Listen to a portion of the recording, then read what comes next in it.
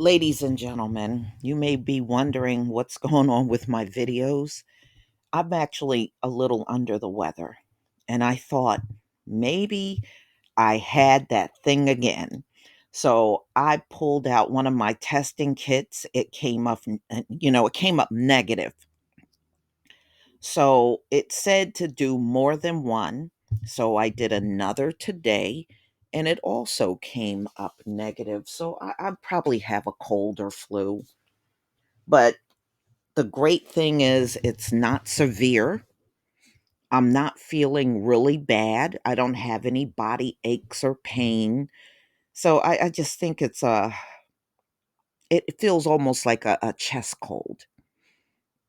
And I think that's what it is. It's kind of hard, especially, I got members of my family that get up and go to work every day. So it's not unusual for someone to bring something home to me. So it is what it is. But I just thank the Heavenly Father it's not as bad as it could be.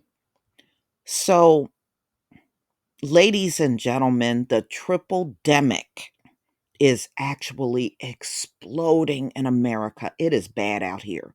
It is bad out here with the cold, the flu, and C, okay? And it is getting worse. It is getting worse. I was looking at the numbers in my state, and you can still go out and look at the maps. And it is just unbelievable how bad it is across this country. And it's getting worse because a lot of people are out here that are working and they don't have sick time.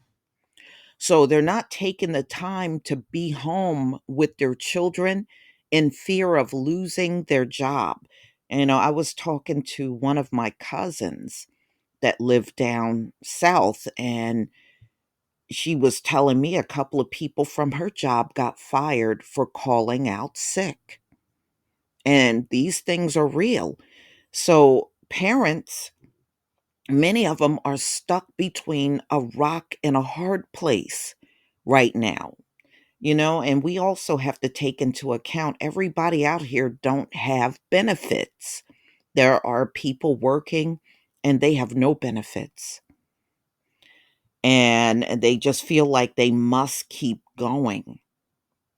They have no choice. So kids are being still going to children hospitals across the country. Children hospitals are running out of bed. Pediatric doctors and healthcare workers are calling for a national emergency.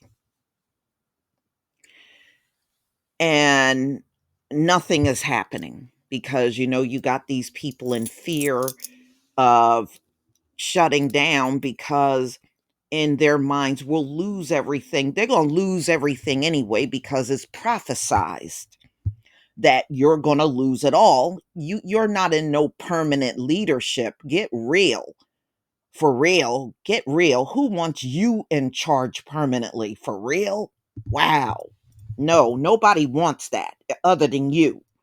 So, unfortunately, because of the way these jobs are set up, some people are likely to send their children to school and childcare sick because they feel like it's impossible right now to choose taking time off and risking losing their jobs or just keep going out there sick. Right now, everybody is sick, y'all. Adults, children, elderly, everybody in this country is sick and it is just exploding. So, as long as people aren't staying put, it's going to keep spreading. So, sending sick children to school or childcare means depriving them of rest and care they need to recover. So, this is what pediatricians are saying.